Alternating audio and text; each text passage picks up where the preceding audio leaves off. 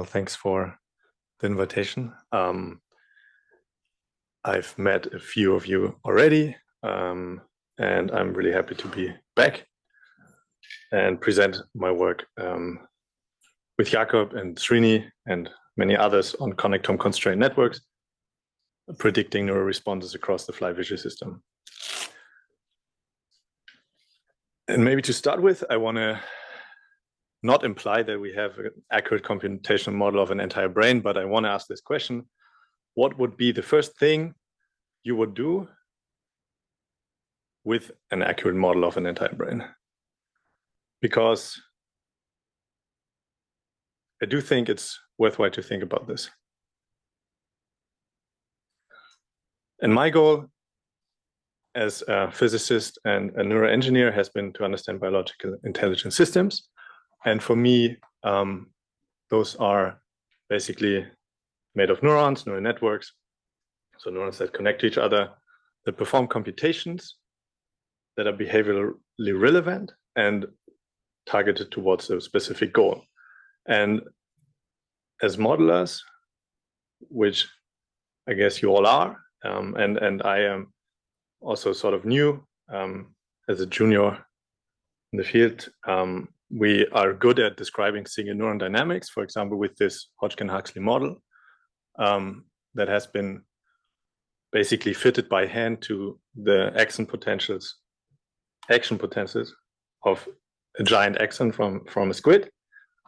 And we are really good also at describing from a more high-level perspective and observing behavior and describing goals and forming algorithms that are smart and that teach machines to do things. For example, in reinforcement learning, we have actor-critic algorithms.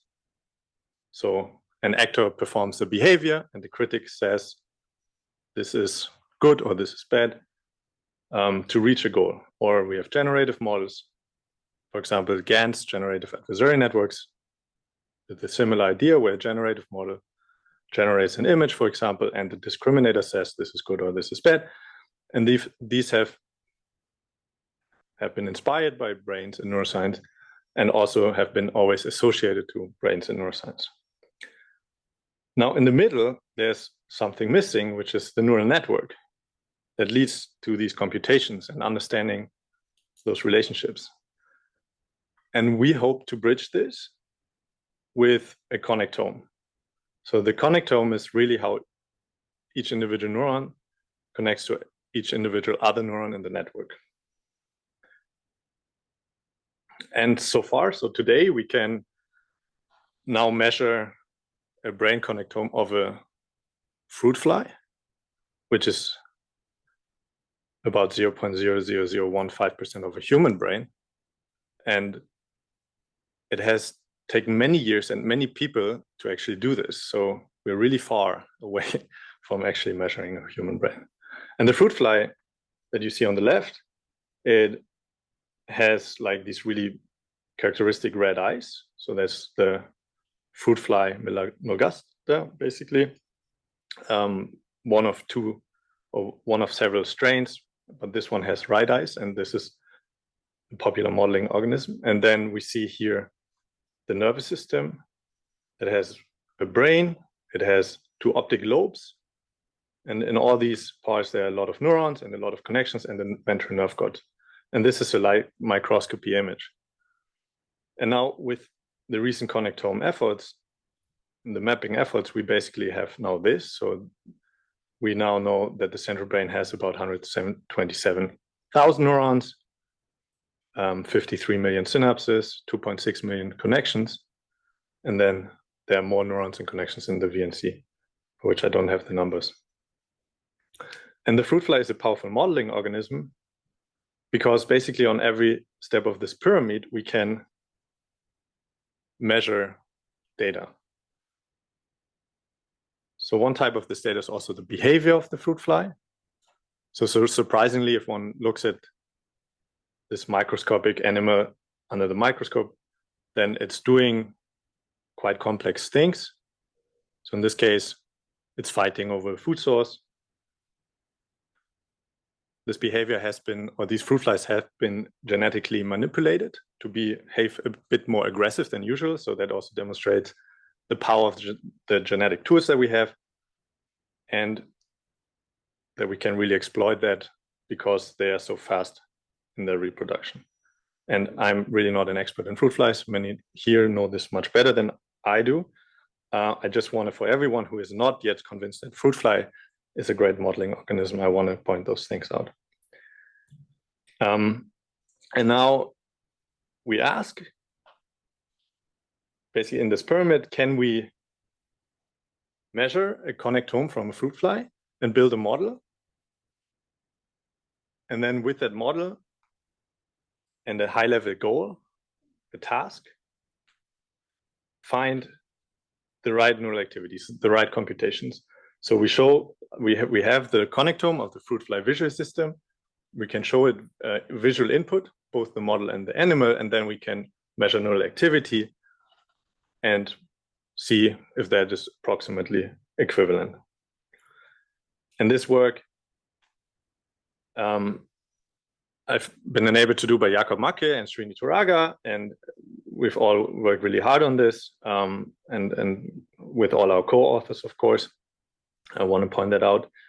And I want to also say that connectome here, so neural network in the pyramid, includes the individual cells, synapses, and the signs between neurons from actual transcriptomic profiling. So we know through genetics which neurons express which neurotransmitters, and which postsynaptic neurons express which ion channels. But we do not know a lot of other things, so there may be things on more microscopic description levels like neuromodulation, electrical synapses, or glia cells that we are entirely missing. So our question really focuses on, given a connectome, how much neural activity can we predict with the tools we have today? This is the connectome. So we have this network of 45,699 cells. And that is basically put together from several data sources. So all these data sources were put into one coherent connectome. Before now, last year, the Flywire, the whole fruit fly connectome that I shown earlier was released. And we can simplify this connectivity matrix into a cell type connectivity matrix. So we have 64 identified cell types in this connectome. And then basically summing over these little squares, we get the number of synapses by which these different pairs of cell types connect, and their sign, which is either negative, so blue for inhibition, or red for excitation. Okay, so this is an optic lobe of the fruit fly. That's an old Golgi staining with a lot of colors for different cell types. And we see that this is hexagonally arranged. So the retina, the compound eye, is arranged in these little hexagons. There are 8 photoreceptor cell types, R1 to R8. They receive the light signals and also some color signal. And that is then passed downstream through these different neuropils that are called lamina, medulla, lobular plate, and lobula. And in the lobular plate, we have the prominent motion detector cell types T4 and T5. We build now a model of this with a connectome that has the same hexagonal geometry and also follows this returnotopy, and has both recurrent and feed-forward connections. So in total, we have 1.5 million connections in this model.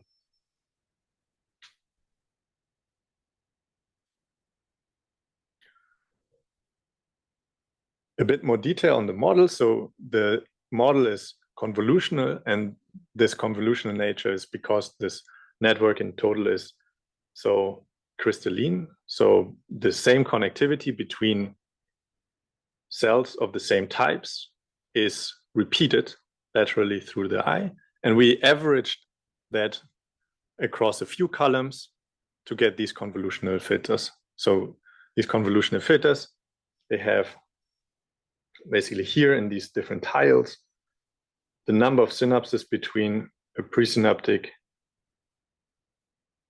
cell or presynaptic cells of type MI9 and a postsynaptic cell T4D. So we tile these dendrites with these little hexagonal tiles, and then we count the number of synapses. Then we have some sort of correlate to the synaptic strength, and we can give it a sign with the signs that we determined through transcriptomic profiling. And in total, we have 604 convolutional filters in the model. Now we need a neuron model to actually describe interesting dynamics. And what do we start with? So I start with the weights because that's where all these connectomic constraints come in. So first, this is the anatomical filter, the convolutional filter that I've shown earlier. We have the number of synapses between a postsynaptic type TI and a presynaptic type or neuron of the presynaptic type TJ at an offset location UI minus UJ in this one axis of the hexagonal coordinate system, and VI minus VJ in this other axis of the hexagonal coordinate system. Then we have the synapse sign between these neuron types, and then we have a scaling coefficient because we actually don't know if the weight can be expressed as the synapse count or needs to be scaled to be described in a different unit. So this is a free and unknown parameter in our model. Then we describe the synaptic current as proportional to the ReLU rectified presynaptic voltage and these weights. And then we have a very simple point neuron model because the neurons in the fruit fly are really, really small and they're non-spiking. So this is actually graded potentials. So we have these currents, we have resting potentials, we don't know what they are, and we have time constants, which we also don't know what they are. So this is a very simple neuron model. So in total, we end up with only 734 free parameters, which is good because they are hard to estimate. And if we would not have a connectome, there are different ways to calculate this. At least we would need 400,000 parameters, we could say. And maybe as a comparison, AlexNet has 60 million and it can only tell apart 1,000 image categories, right? So this is a nice regime now through the connectome that we are in. Okay, so now we have all these unknown parameters and we want to... Sorry, before you continue. Yes. Just to give me a feeling of the numbers. You said at some point there are 64 cell types. Yes. That's the 64 per hexagonal segment?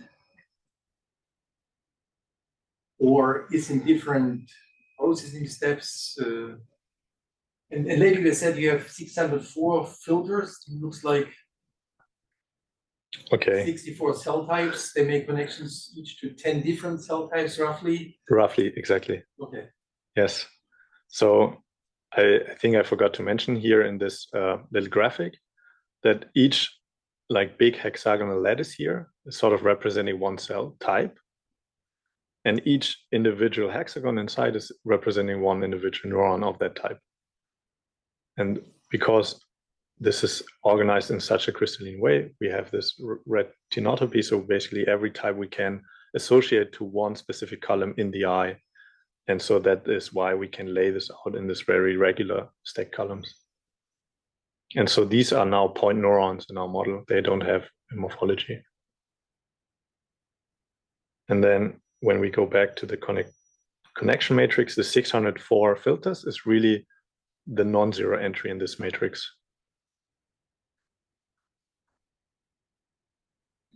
So the thickness of your slices is something like in the retina there are 4 cell types, and then there are 20, and then there are 40, or?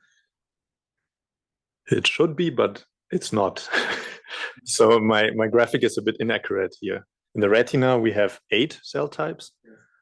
And in the lamina, we probably have many more than these, I don't know, 20 or so. Also, we have not all cell types that have now been found in the new connectome. And many, so it's been found basically in the new connectome that 60 cell types, so about the same number that we have, account for, I think, 75% of all the neurons and connections. But then there are many cell types, tiny cell types that are interneurons, and those have not been reconstructed before, so we couldn't include them in the model. But in total, I think they find over 200 cell types in the new connectome data. Then, for my so I always hear that single cells in the fly are specific. So H1 is 1 neuron. So, but you are now talking about cell types, so they are all the same. And that's because we keep the retinotopic structure with convolutional filtering. Yes.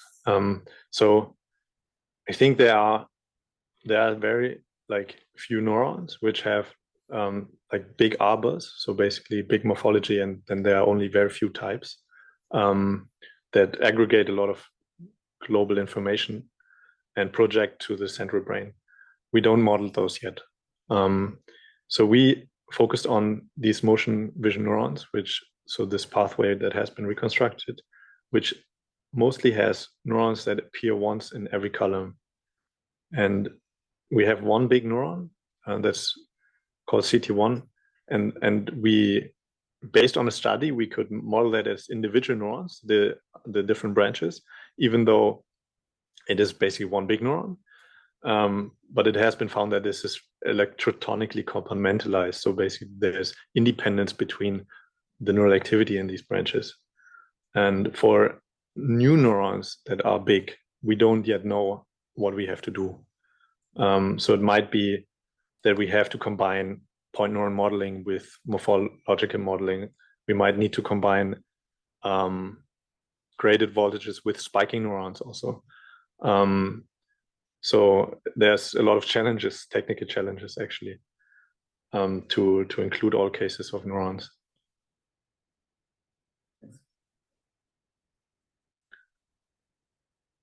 Okay, so now we have the model and we have 734 unknown parameters, and we want to find these parameters. And what we can do in deep learning, computer vision and machine learning in general is supervised learning. So here we can set up a supervised learning task. We know that this system is supposed to see something moving. So we take a data set that's called Sintel, and it has different motion sequences with naturalistic statistics. And it has this pixel accurate ground truth of where each individual pixel moves from one frame to the next frame. And that we render to this hexagonal geometry.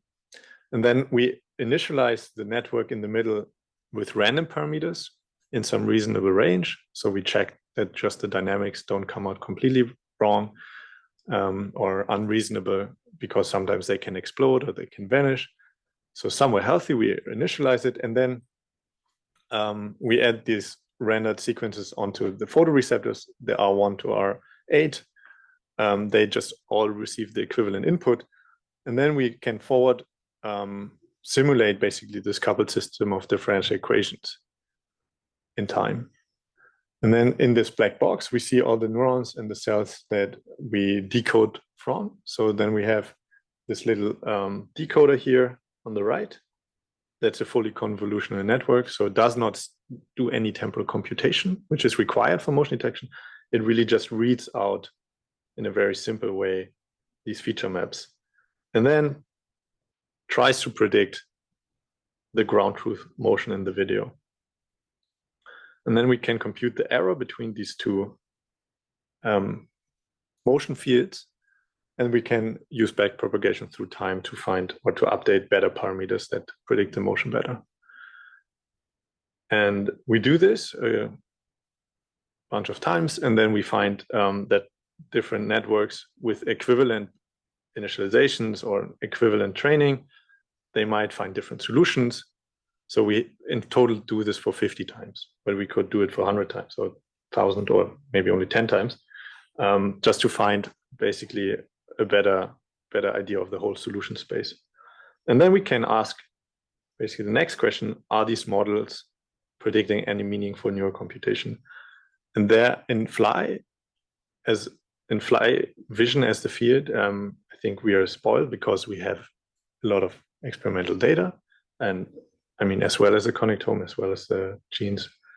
And these are 26 papers across which we can predict and capture experimental measurements. Okay, so how do we do that? So again, first we trained 50 models, and then we show these trained models simple laboratory stimuli, like these moving edges that's moving to the right. Then we can record the responses in each individual neuron in each individual model. And then we can calculate tuning curves and quantify statistics. And then first we ask, can we predict the segregation into on and off pathways in these models? And for that, we show simple on flashes and simple off flashes. And it has been found, so these are calcium recordings in the fruit fly. It has been found, for example, that specific cells here, L1, L2, L3, L4, they all depolarize to an off flash. And these are then characteristics we can test in the model. And we find that indeed we can predict this segregation. So these L1 to L4 neurons, they depolarize to an off flash. So that's why the flash response index is below 0.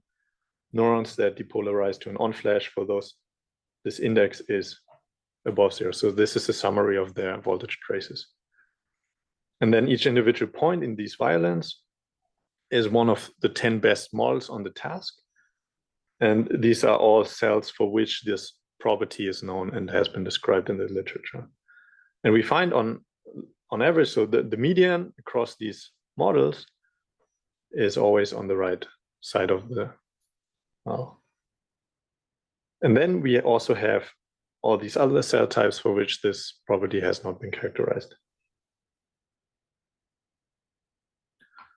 Next, we go on and we ask, okay, can we also predict the motion vision mechanisms? And for that, we show moving edges like that. So they move across the central column. And here on the right-hand side, we see the experimental measurement. So again, calcium recordings in the fly. And we find this directional tuning to on edges in T4 neurons. So different subtypes of T4 neurons tuned to different directions in all cardinal directions, and different subtypes of T5 neurons tuned to all cardinal directions to off edges. And again, we can exactly predict these tuning properties of the cells. We can also again summarize that in these statistics across all the models that we looked at. And then we can also make predictions for this cell for which it's uncharacterized.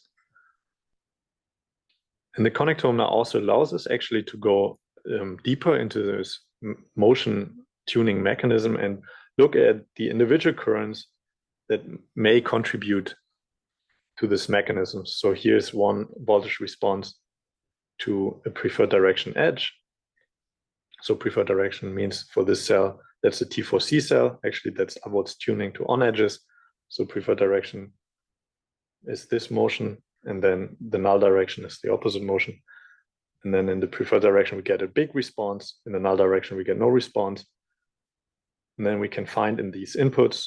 So here we know this is a simplified circuit that MI1, TM3, MI4, MI9, and CT1, they all provide input to these T4 neurons.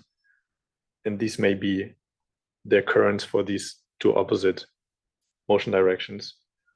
And most prominently, we find here a property that is basically delayed inhibition, and that is related to the spatial geometry of these filters and these neurons in the system, that also matches experimental measurements. Okay. Then next we asked, how does this work? So which constraints are important? And now we summarize all these things again to 3 violins. One is correlation of these flash response indices, so basically this on-off separation to the known properties. One is the correlation of the T4 motion tuning curves to the known motion tuning curves, and one is the correlation of the known T5 motion tuning curves to the predicted T5 motion tuning curves. And the higher the correlation, the better our predictions are. And what I've shown you is based on this full DMN. So DMN is our abbreviation that seemed handy for deep mechanistic network.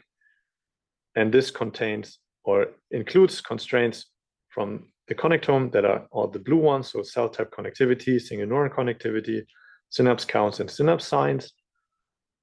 And it doesn't know the unitary synapse strength, so they are task optimized, and the single neuron parameters. When you say task optimized, it's really only this one output neuron task. You don't constrain intermediate layers on something. So yeah, really, you have input, you have output, the rest is hidden layers. Exactly. And the task is, there was only one task you explained. There's only the motion detection task, yes. Only motion detection. We don't use any, for example, we could use a lot of neural activity to constrain the model, also with backprop, but we don't. We use really just the motion task.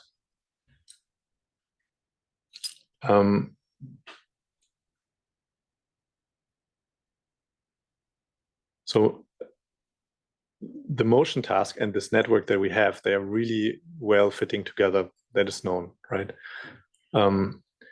So for another network where we don't have the task, this might be different. And here now we can basically ask also exactly this question: how important is the task optimization?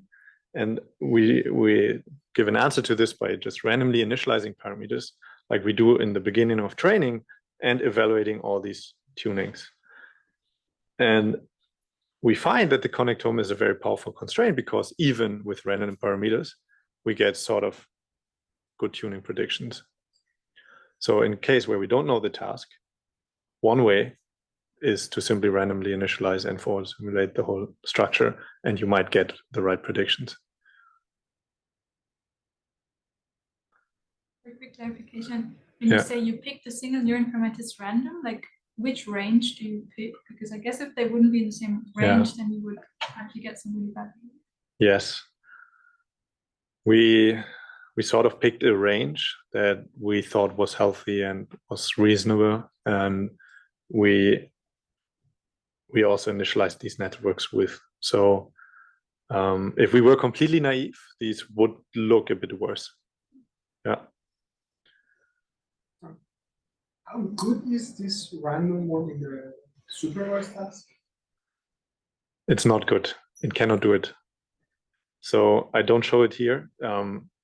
We have, I think it's part of the preprint. We trained these random,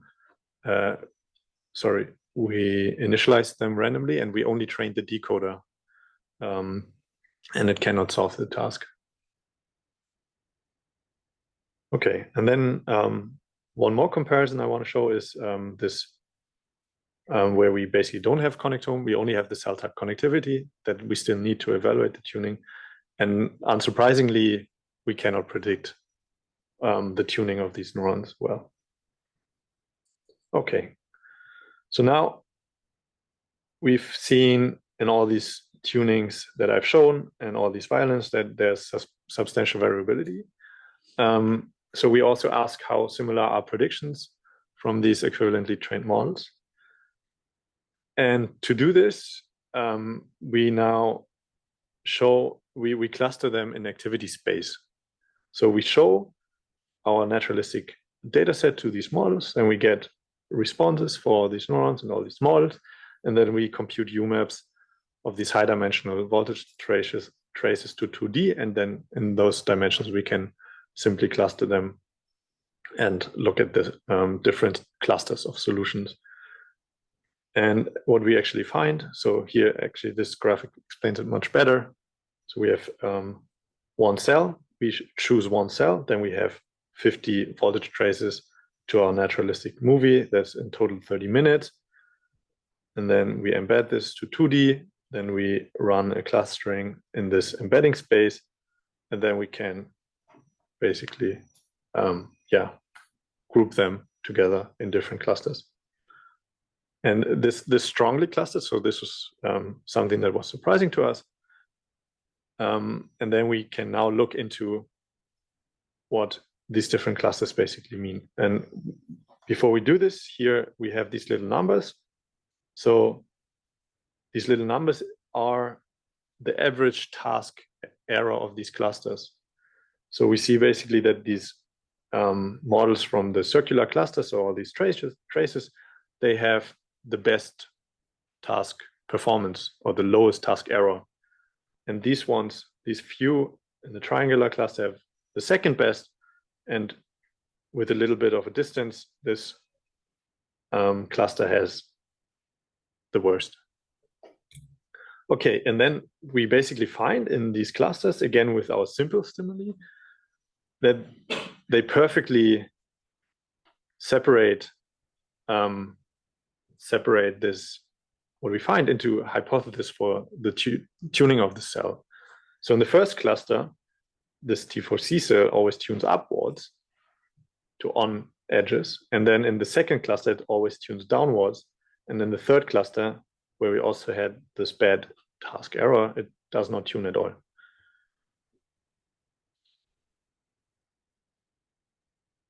And what we then do next is ask, okay, how does this work in our model?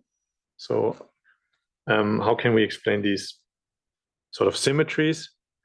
And we look at the input circuit again. So we look at these cells that provide input to this T4C cell that we show these tunings for. And these are the spatial filters. So there are some excitation in the center from MI1 and TM3. Then there's some inhibition from the top from MI4, and some inhibition from MI9 on the bottom, and CT1 also on the top. And what we can do again is look how well we predicted their contrast selectivity, so their on and off responses.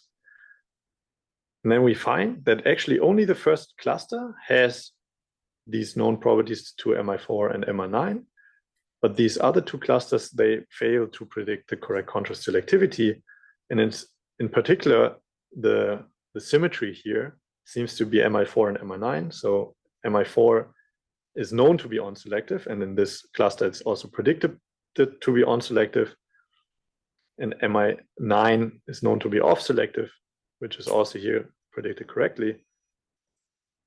But in the second cluster, it's the other way around. So MI4 is predicted to be off-selective. MI9 is predicted to be on-selective, which leads to this downwards tuning solutions for T4. In the last cluster, we have basically the same contrast selectivity for MI4 and MI9. And that's already it. So using the connectome, we build a functional model of the fruit fly visual system. We validate the system with synthetic experiments, matching predictions across 26 studies, and we generate hypotheses for neurotuning, and we could refine them with these experimental measurements. And our preprint is already out for quite some time. Yeah, thank you very much.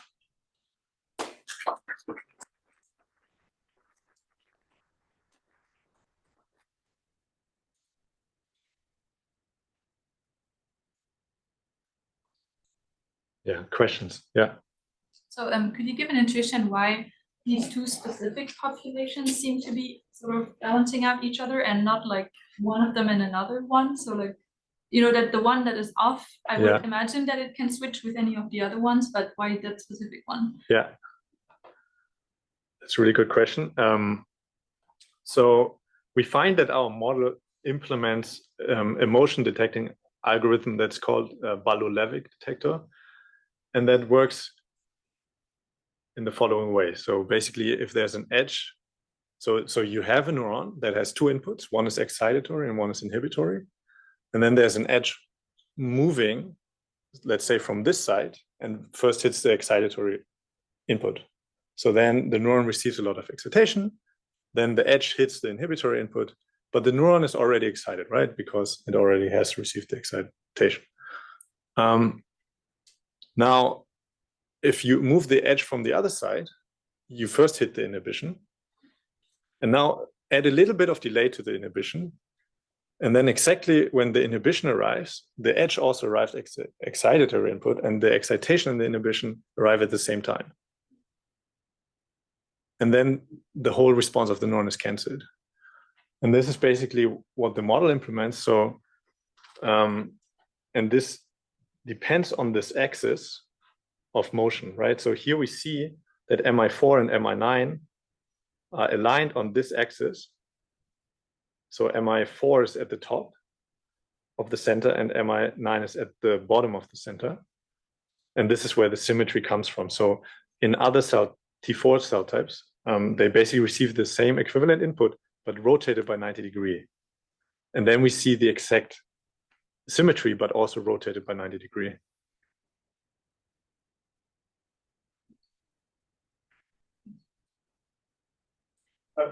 Thanks a lot for a great talk. I really liked it.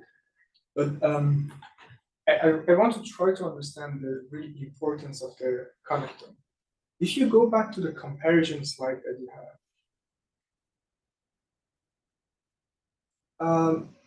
so let's say that I want to do something very stupid. I don't want to care about cell types at all. I take a crazy convolutional neural network, train it on the same test that you had. And now I have all these results from, I have cell types, all these results from the field. I do it a bit like what vision people do. I try to even identify that what are the, which neurons turn out to be which cell types and cluster them. How good I will be on this scale. Can I even recover connectome from only optimizing for the task? Or is it really necessary to have the connectome as an extra input? That's an unsolved question. I really like this question. So basically, can we train a model and then aggregate the solutions in the model to sort of cell types, right? Like here. And so any motion tuning model needs to learn some sort of motion receptive field. And that is true, but the sparsity comes from nowhere, right? Like a model wouldn't learn naturally sparsity. So there needs to be a sparsity constraint. So say you have a model that learns a motion task and learns this motion filter, and then you also impose some sort of sparsity on it, so that you end up maybe with the same number of cells as this fly visual system model with the same degree of sparsity. And you also have the same performance. And then there's theory that suggests basically that through permutations of these connections and neurons and the right combinations, basically, you can go from one network to another network. But I don't know how to exactly do it. But I believe in principle, there should be a way. And I might be fully wrong. Yeah, thanks for the talk. I think starting from this graph, it's quite puzzling because here we see that only having connectome constraint but no training on this motion detection task, the network does okay, like in this middle bars. But on the following slides, it seems that when you start from these networks in the middle that are okay without training, and you train them on the motion detection task, like half of them fall on these square and triangle categories that are consistently bad. So it seems like training makes the network worse for predicting biological features. Why does it happen? So that is okay. That's a really good question. So basically, if we don't train, we stay in this positive correlation regime, right? If we train, we suddenly have some models which are actually tuning quite towards the opposite side. So that is better maybe illustrated here, that this is not the prediction we want to make. And this is exactly happening because of these symmetries in these filters, which we don't constrain. So we did not know that we need to put constraints in such that the model finds only one solution. And now if we actually put constraints in, so basically we put knowledge of how other cells tune in the circuit in, and this could be now manually, like we do it here, or we could take voltage recordings and also fit the models to those. Then we actually can rule out these wrong solutions and only get the good solutions. Now, if we would take only these recordings and not the task, basically to constrain the network, we could not predict the task. So it seems like a good mix of neural recordings to rule out bad symmetries, and the task is what may give us the best solutions in the long run. Yeah. So continuing on Louis' question, are the best neurons? So, for example, in this case, you find the best T4 neurons in a fraction of the model.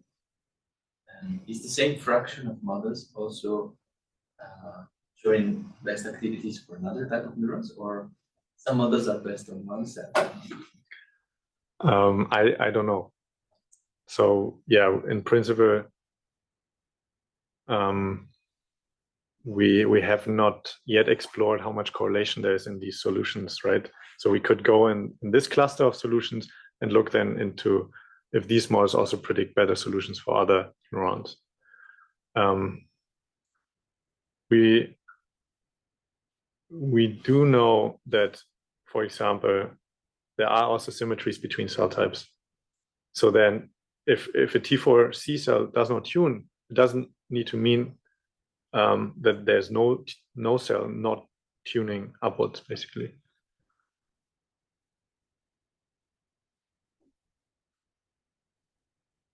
So one could probably assemble somehow these different models all that are having similar task performance with permutation to the same model.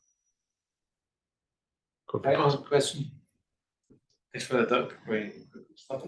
I'm curious, how stable is this tuning stuff in the actual flies? Like, if you do the same experiments for tuning in 100 flies, will you find that all of the cells are always tuned the same way? Yes. Yes. Good question. I might have forgotten to say this. Yes, this is very consistent across flies. Thanks. Okay, thanks a lot for the talk and the discussion.